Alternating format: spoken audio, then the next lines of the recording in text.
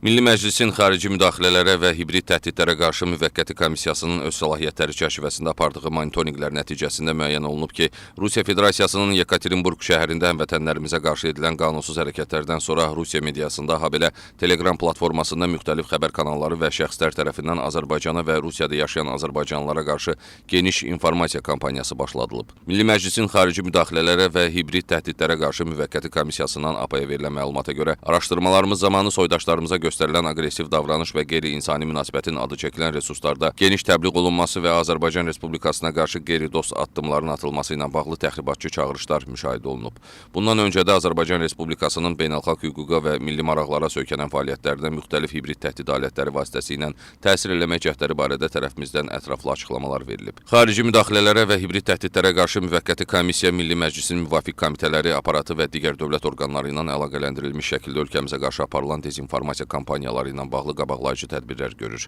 Komissiya davam edən informasiya kampaniyasının fonunda vətəndaşlarımızı və xaricdə yaşayan həmvətənlərimizi yalnız Azərbaycan Respublikasının dövlət qurumları və rəsmiləri tərəfindən verilən məlumatlara istinad eləməyə və inanmağa çağırır.